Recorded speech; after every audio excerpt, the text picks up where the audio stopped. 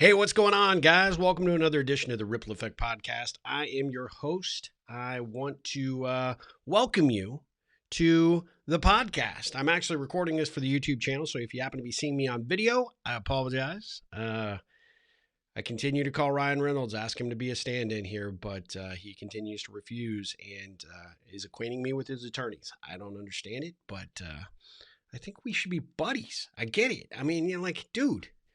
But if you happen to be watching this on YouTube, you have to see my crazy ugly mug. But if you happen to be listening on the podcast, you're like, I have no idea what you're talking about. So I'm good. So wherever you happen to be tuning in, thank you so much for joining me for the Ripple Effect Podcast. I am super excited to be back. I have had a really, really productive couple of weeks. In fact, pretty major news on the Ripple Man's front. As many of you know, I own a software company that is a project management software for the construction industry called Owner Insight.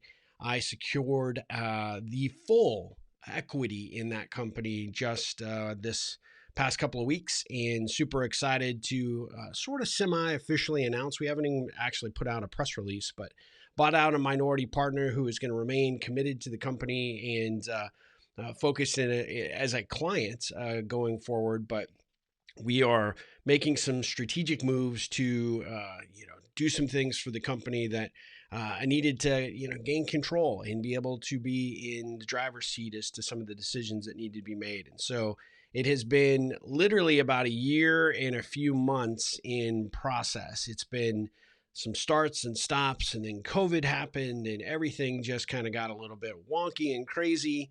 In the meantime, that business has continued, despite COVID, continued to do really, really well. And so I'm putting a lot more time and energy towards that, which has been a lot of fun.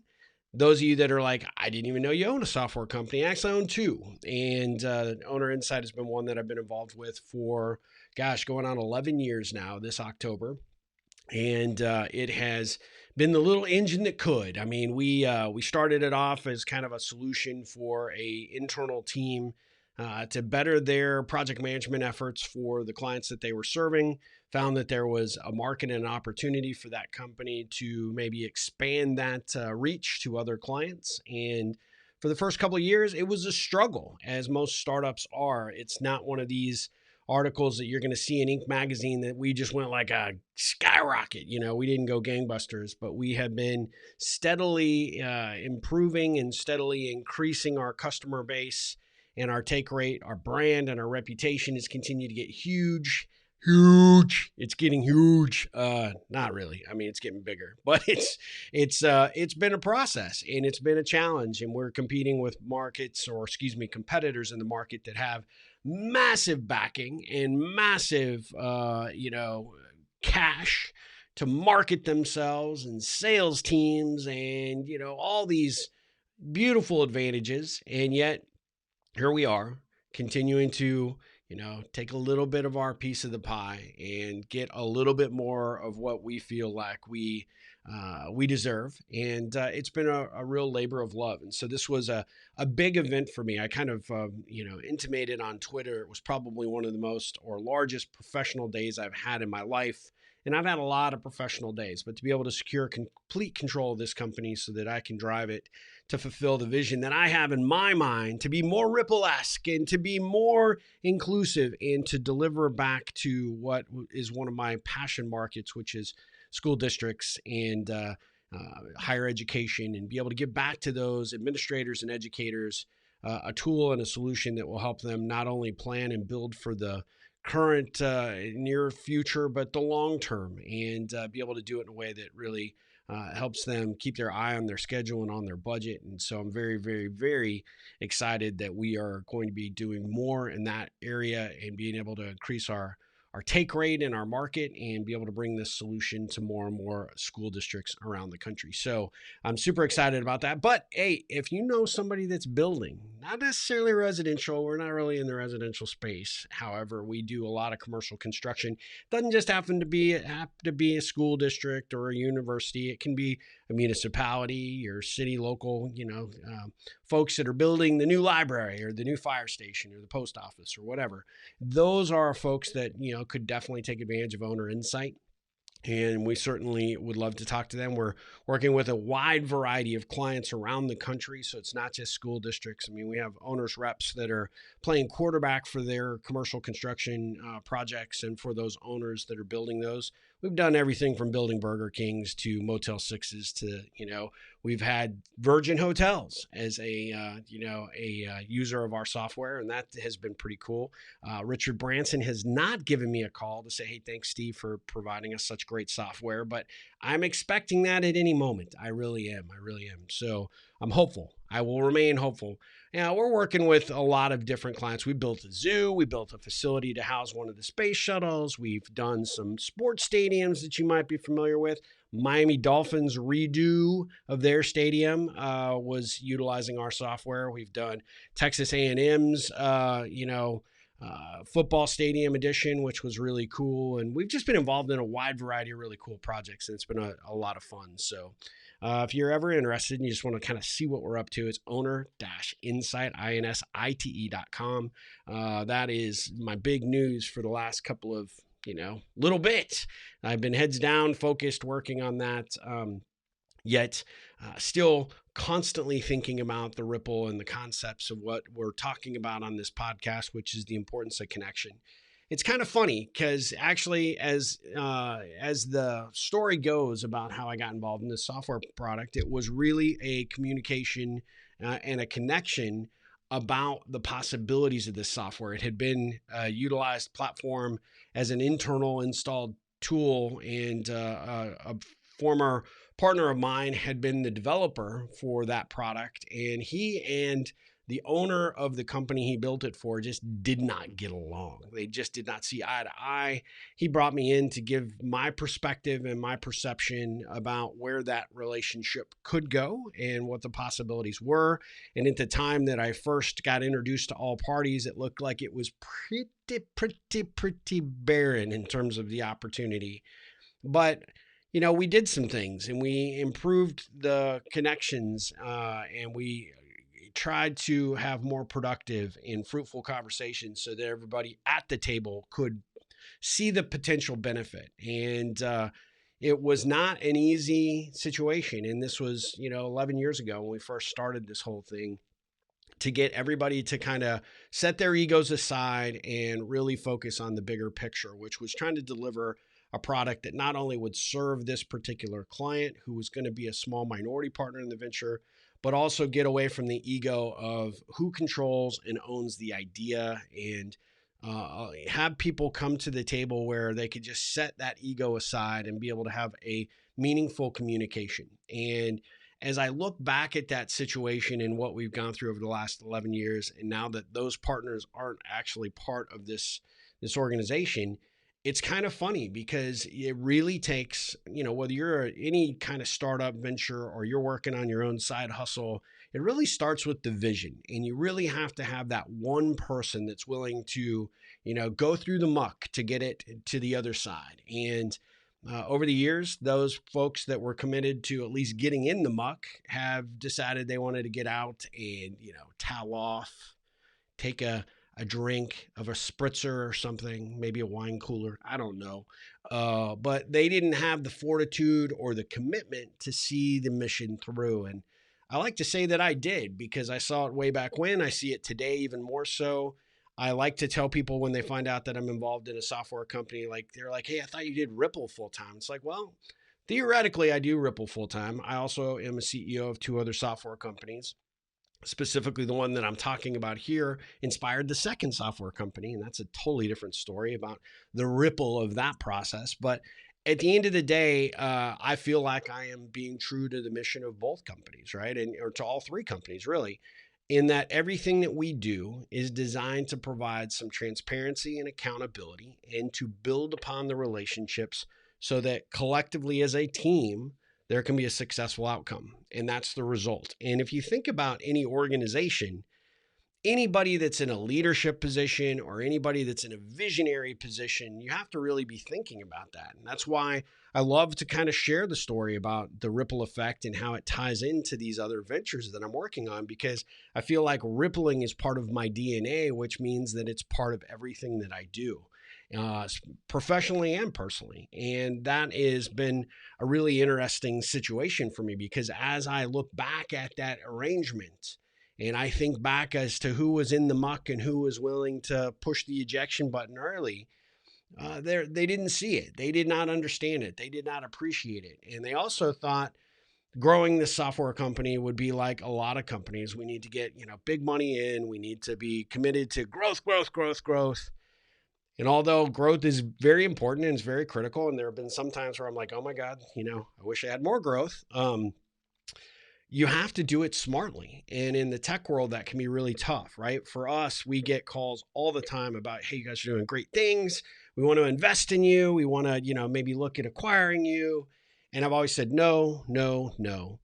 And when those conversations come up, I wasn't always in complete control, even though for the last several years, I'm the majority stakeholder. I've got more power than most that were at the table. Several people were like, well, why wouldn't you just sell? Why wouldn't you just do what every other software company out there does and throw cash at this problem, grow it like it's going out of style? Well, the reality is that for me as an entrepreneur and as a, long committed stakeholder to this effort, one of the things that I have been true to my commitment is that I'm not going to have anybody be telling me what to do other than my customer. And when you take cash, large sums of cash from folks, those dynamics of your business can change. And now that's not to say that eventually I won't get to the point where we want to get some investment and maybe do some things a little bit quicker, more efficiently, because capital provides us the inroad to do that. However, you have to know where you stand and what you're committed to and what you'll be true to. And for me, I was true to my customer. I can always tell my customers for these software ventures, I don't have other investors that I have to worry about. I only have you, and the investments that you're making in your ongoing services to our software is all I care about. And that is true. I look at each and every one of our customers as stakeholders in what we're building here. We're building something to change the industry, to change the perspective, to be able to do things that are phenomenal, to provide phenomenal results, but also to provide it in a way that everybody can get behind, everybody can understand, and ultimately makes it easier for the team to connect, communicate, engage, and have those relationships. Because when they have those relationships, whether you're building the next, Hyatt, or you're building your next elementary school, you've got to have those players working from the same, singing from the same hymnal, playing from the same playbook. And that comes down to communication, that comes down to relationships, and ultimately it comes down to how well you're rippling. And so that's where I generally tell people that's why I do that. Because if I did it any other way, people would be like, that sounds like some good malarkey you're spitting over there, Steve, about that rippling. But it's not driving our user adoption. It's not growing our customer base. It's not going fast enough. You need to push down on the accelerator. If you have to crush over a couple of small customers in the meantime, that's fine. No problem, right? Because that is what we do with big corporate tech. We are driving, grow, grow, grow. Damn the results, right? Or damn who we run over in the interim. And for me, that's just no bueno. That is not the direction I want to go. That's not how I want to be. That's not the kind of company that I want to be going to work for every single day. That's not what I want to build. I want to build something that people can say, you know what, that guy takes really good care of his customers. That guy has built a team of people that take really good care of the customers.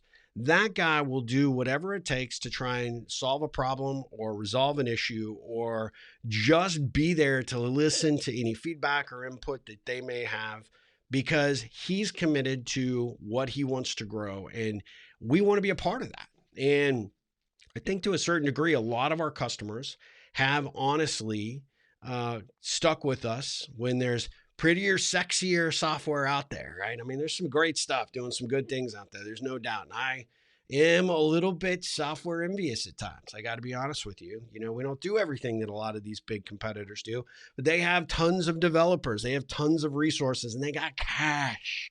Cash is king in a lot of ways. And so I have to be conservative. I have to be very mindful of where we make our investments. And I have to be very true to the spirit of the company. And I have to remind myself on a weekly, almost a daily basis, don't get greedy. Don't get too impatient. Be focused on what you really want to build here, what kind of company you want to have, and what that ultimate experience needs to be. And sometimes that means that we can't have and do everything that our competitors do, and that's okay. And for me, that is because I feel super comfortable and in alignment with what I'm doing today and what I want to grow as a business tomorrow. And I think that's really important. And I think actually one of the reasons I wanted to share this in today's podcast was one, this is a pretty big monumental situation for me for a variety of reasons. I never in a billion years, I'm not, I, I look that old on camera. I get it, but I'm not that old. But in concept time, billion years. In software time, that's not a lot of time. I have to be honest with you. I never expected to be running or being involved in a software company. I love software. I love what it does for us. I mean, you think about everything that you and I do day to day. Most of us can't do anything without software. And so it has impacted every aspect of our lives, from what we do on our phones, on our apps and whatever, and to how we interact with our customers, to what we've been doing during COVID, how we interact with our folks, back at the ranch with our team, right? Whether we're on Zoom or GoToMeeting or WebEx or Teams or whatever the hell your team might be using right now. If you think back 10 years ago, that wasn't possible. If the pandemic had happened 10 years ago, we could be in a bit of trouble, right? A lot of software was not connected in the cloud. It wasn't as easy to, pick up your laptop from your desk one day because we're all going home, because we're all told to go home, and continue to work the next day. Technology has done amazing things for us and continues to get better each and every day. And that is why I get excited about the possibilities. And though I never expected to necessarily be in the industry that I'm in, never expected to be running a company at the age of 50 and doing things, quite honestly, that are completely out of my, my experience level, completely out of my purview of comfort sometimes. I'm having a blast and I'm enjoying what I do because every single day I know we get up because we're all committed to the cause. We want to make a difference. And that to me, from a Ripple perspective, is probably one of the most rewarding, fascinating things about this entire situation. So it was a big week for me. It's a big couple of weeks for me. It's been a lot of fun to kind of see how this is all played out, where it'll go, what it'll do. But I wanted to get on and I just wanted to share a couple of things with you because I think that as you look at your career or the company that you're building, are you showing up every day with the same level of enthusiasm that I am? I mean, no offense, I am properly caffeinated today. Let me take a sip really quick. New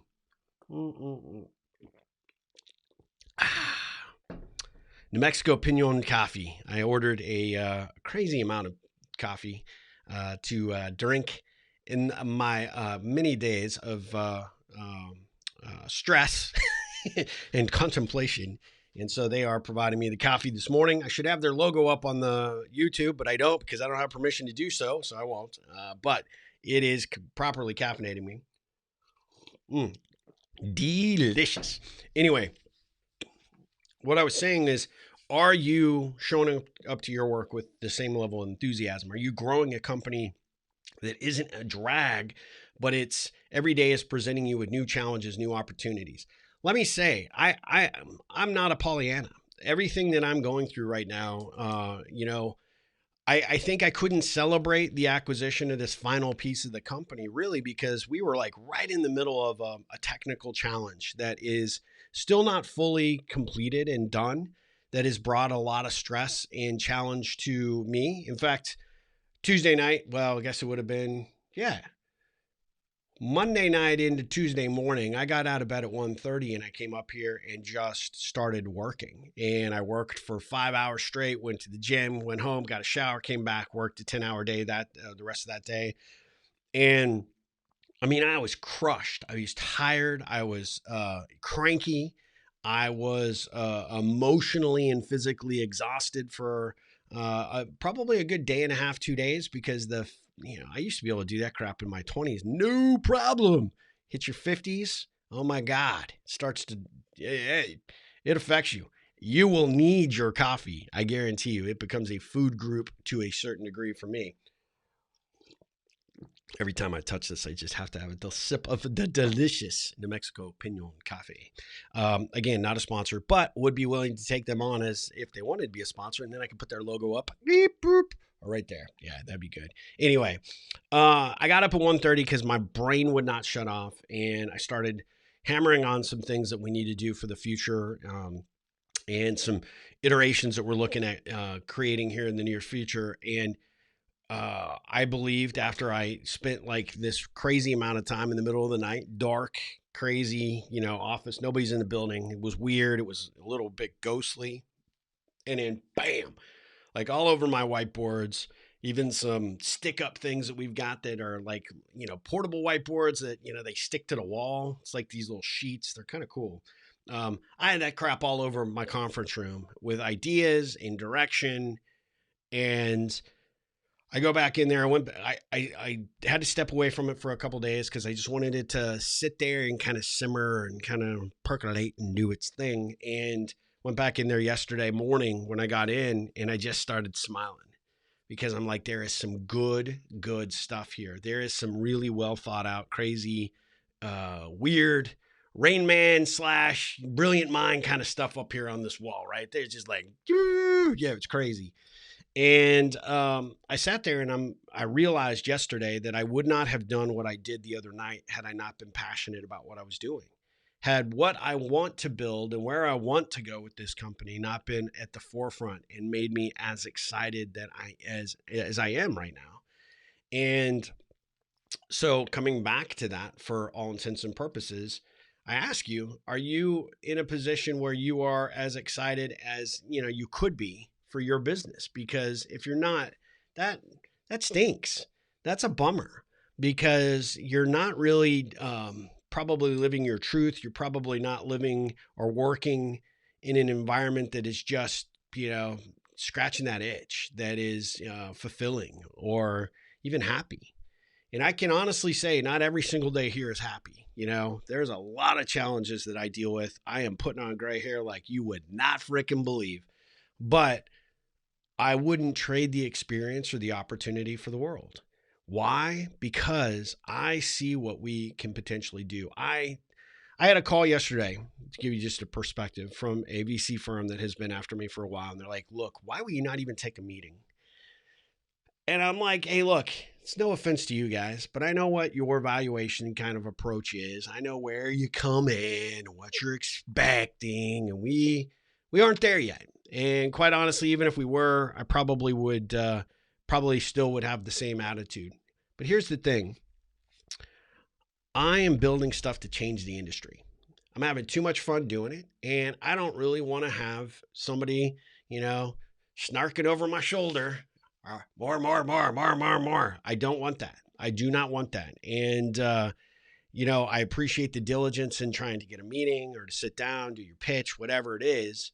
And I get it. You see what we're doing out there in the world, and you probably have not a freaking clue how small we are in comparison to the competitors that are out there. But we're doing some things right.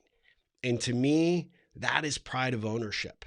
That pride of ownership extends to every aspect of what we do at the company. And for me, and knowing full well that I tie this back into the Ripple and what I'm the most passionate about, which is bringing how to connect better, how to engage better, how to lead better, how to build the right kinds of personal and professional networks. Those things are so damn important to me, and they're so critical. But I am living my truth. I realized it yesterday that from everything from ideation to where I want to go with this company, to what we're executing on a daily basis, to the relationships and the strategic approach that we're taking, everything has Ripple tied to it, which makes it seem even like I'm cheating the game here because I'm getting to work in two phenomenal ventures at the same time.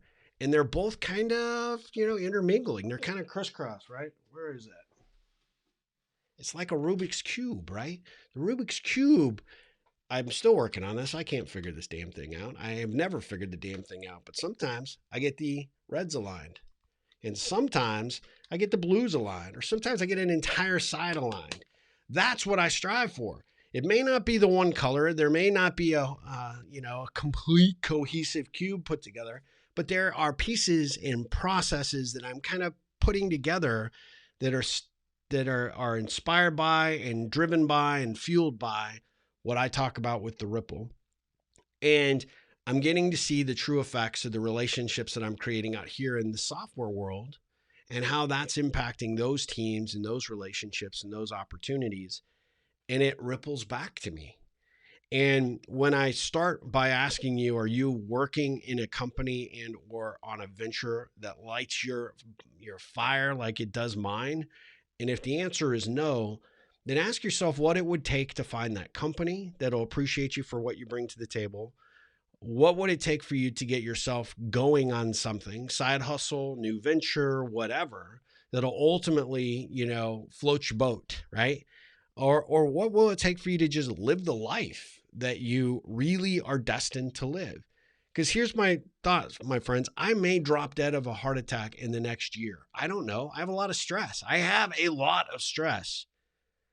But in comparison to another company I owned way back yonder, back in the old days, way back, I would show up at that company. I don't know why I'm talking like that. I would show up at that company at like 4 a.m, sit there and stress all day because I'm like, oh my God, we can't sell enough. We can't be barely surviving. And I had a friend at the time that told me, this is pre-Ripple, okay? Pre-Ripple. Said, hey, Steve, are you loving what you're doing? And there was an F-bomb attached to a no. And he said to me, why do you continue to do it? You're destined for greater things than what you're doing every single day. And so continuing to go here and bang your head against the wall, trying to grow this other company that really you're just not passionate about, what value is that bringing to your life? Well, it was a paycheck. It was paying my mortgage. It was helping my kids have diapers at the time. And it was theoretically putting a roof, over my head and my employees' heads. And I had this sense of obligation and loyalty, but I was not fulfilled. And so it was kind of a wake-up call to me. I'm like, does anybody get to do that really at the end of the day? And here's the thing. I was really good at that company. That's actually some of the premise of, the book, right? You guys have, are aware of the ripple effect. Actually, I could just pop the graphic up here. So, I mean, I'm just going to do some self-promotion, just because why not? The Ripple Effect 3rd edition. There's stories in this book that talk about some of those times for me.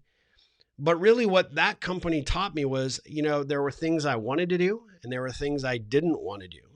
And there were things that I just needed to not continue to do or take my skill sets and apply it elsewhere. And so this book, the 3rd edition, just came out. I'd highly, highly recommend you go get a copy. See down here, right down here, ripplecentral.com. You can get your autographed copies today. Order the book. And you can hear my story as it relates to what I've discovered. Or, and here's the thing, if you really want to, you could also go and you could listen to it on Audible. Let's see, boom, Audible. You can go get it on Audible. Today, I read it to you. It's like a story time from Stevie Boy. Just to say, hey, here's the Ripple Effect, brought to you by Steve on Audible. The Ripple Effect, maximizing the power of relationships for your life and business. 3rd edition out now. I can't autograph the Audible version, but I can autograph the hard copy. So get both. And, if you get both, show me you bought the Audible and you order from my website. I'm going to send you something super, super special. Super special. It's a promo. I feel like a little bit like a infomercial guy right now, honestly. But at the end of the day, you have to sell your stuff. You steal. The Ripple Effect, go check it out. But it tells these stories, and it really, what I was doing was taking those lessons from the company I was running that I didn't love. And I figured out that, yes, it is possible to get yourself involved in something that you can be passionate about, something that you can and want to grow, and something you want to do differently. That ultimately led to the Ripple Effect, my consulting practice, my coaching practice. And that for a lot of years was sort of my bread and butter, working with and helping strategically with companies to help them grow and better align their teams and organizations and attract the right kinds of people and retain the right kinds of people. And I still do all that stuff, and I love doing it. It's my passion. But that opened other doors, and those doors led me to software. That software, ultimately, I saw an industry that was broken. You have all these egos at the table. Nobody, sitting here going, all right, boys and girls, here's how we are going to treat one another with respect and dignity. Here's how we're going to communicate. Here's how we're going to document. Here's what we need to do. And guess what? Why we do this is so that everybody walks away friends. Everybody walks away with a better perception of how that project went. And ultimately, we deliver the end result for your owner, which is to provide that project on time and on budget. And to me, I was like, dude, this is prime for a ripple. This is a little bit of what I learned in my old company, which is you got to take care of the customer. And you got to understand that the customer isn't always the one that's just paying you. Sometimes you have internal customers, people that work for you that you have to serve, people that work with you that are stakeholders or other vendors or partners that are outside your organization that you depend on to deliver your end result. And sometimes it's just the customer, right? Grow that relationship, be transparent, be accountable to them, have that commitment to focus on the end result and know your end game. Well, to me, the ripple was all part of that. And that was a critical factor, which as I sat there in my conference room yesterday, and I would love to show you what I have on the board, but they're super, super secret ideas. I mean, we're talking brilliant mind, John Nash kind of crap on my wall. If you have no idea what that reference is, go look up A Brilliant Mind, one of my favorite movies of all time. And based on this podcast, you may think that I may be losing my marbles as well. I am not. I don't think. I could be. Maybe. I would not know, honestly. My wife always says, if you do go crazy, we're not going to know if you went crazy because you are just crazy anyway. There may be some truth to that, actually, now that I think about it, but I digress. Back to the story of sitting in my conference room yesterday, smiling at my great work, my genius splattered all over the wall. And I realized that, my God, I am at 50 years old doing what I was destined to do and doing it in a way that allows me to love it. Even in those times of stress, even in those times like, God bless, why did I do this? I should not be running a software company. I have no idea what technical BS these guys are pitching at me right here, my developers. And, maybe I'm, maybe I should just stick with the ignorance is bliss concept. I don't know. Right. But at the end of the day, even in those moments, what pulls me back quickly is knowing my truth, knowing my mission, knowing my direction that I need to go. And that, my friends, it's been revolutionary for me. So bringing it back to you, because I've done a lot of talking about me. Sorry about that. I mean, it is my number one subject that I'm the expert at. Let's just be honest, but the second subject I'm an expert at is rippling. And the reason that I share this with you is the ripple effect of the actions that you take, the work that you do, the commitment you have, the focus that you have for what you do. If it's not in alignment, you know it. You don't need somebody like me to tell you, if you sat there and you're like, let me think here. What did Steve say on that podcast or on that video when I had to look at his ugly face and he wasn't Ryan Reynolds? Am I working at a job or in a company or working on a project that really fulfills me, that lights my fire, right? It tickles my fancy. I think about it at 1:30 in the morning and I'm willing to get up and start cranking stuff into a journal or onto a whiteboard. Am I doing that? And if not, what would that feel like if I was? And maybe what would it take for me to get there?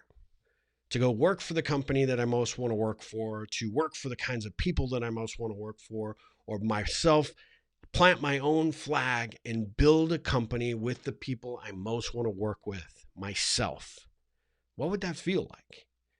What did Steve say that really was that tipping point? The craziness, sometimes the stress is a real possibility if I do that. But at the end of the day, even if I'm committed to what I'm supposed to be doing going forward, even those moments of lowness, somehow you get pulled through that abyss. Somehow you come through that muck. Somehow you continue to trudge on when other people would have dropped off.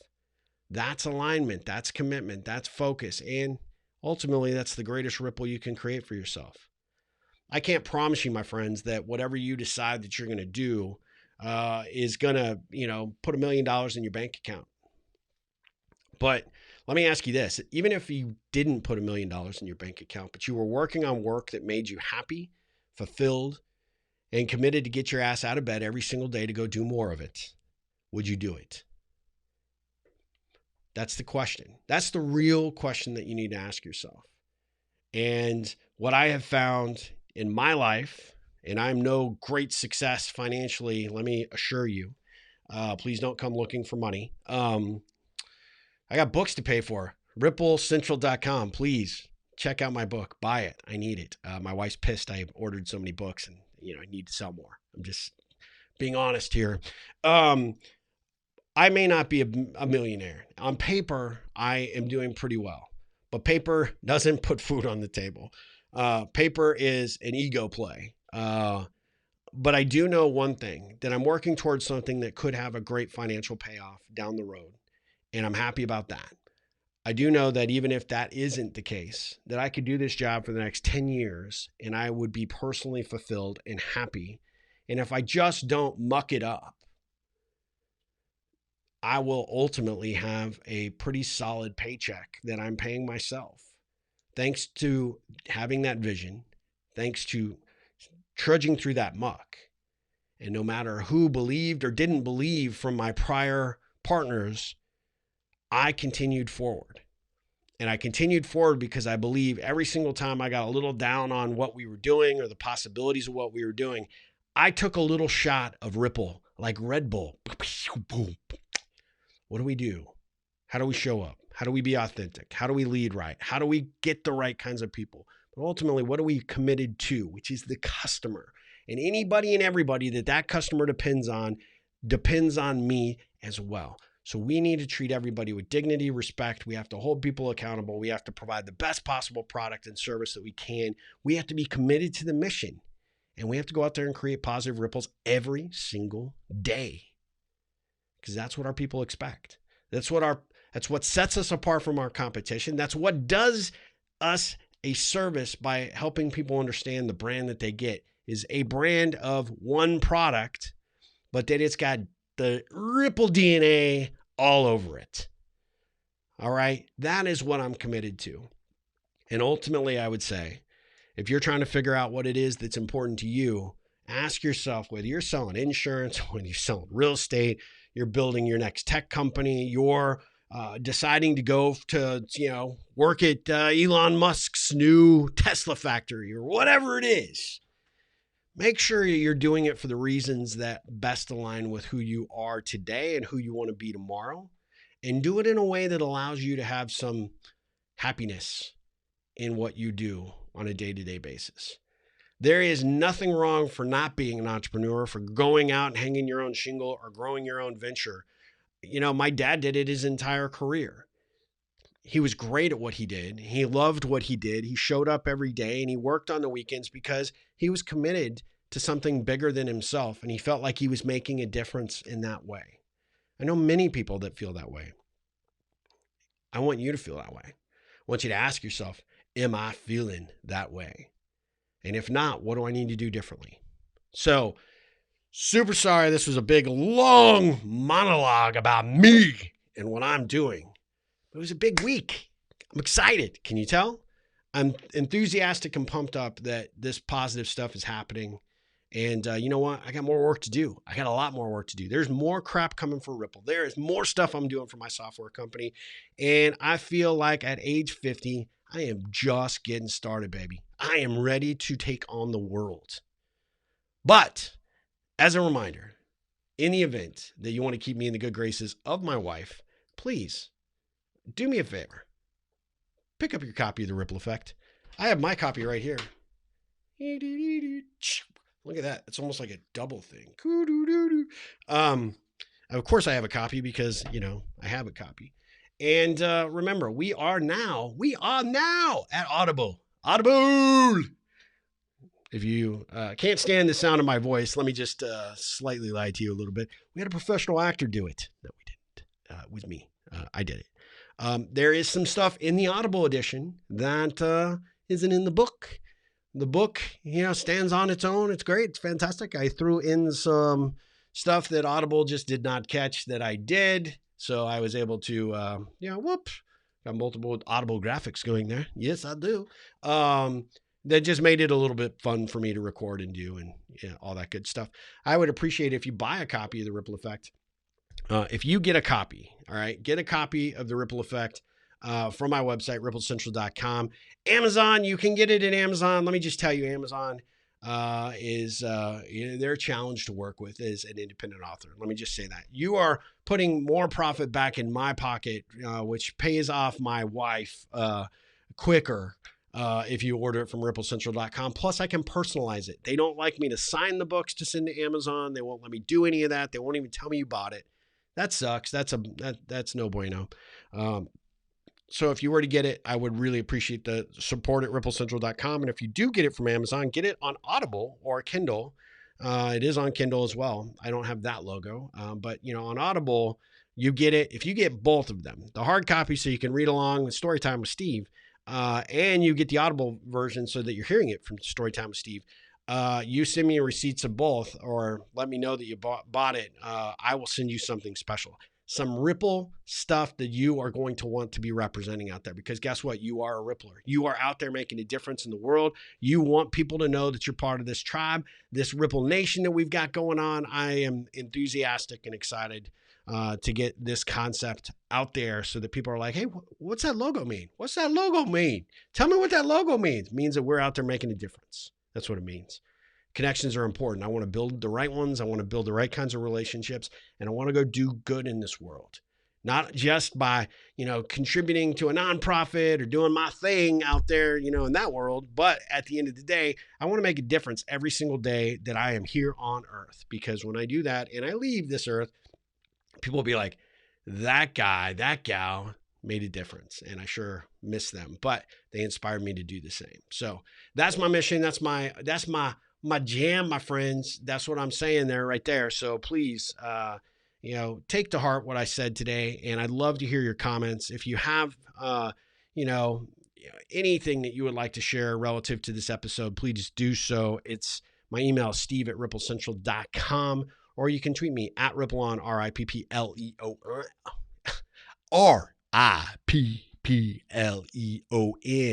Actually, at Rippleon for both Twitter and Instagram. So if you want to hit me up there too, you can certainly do it.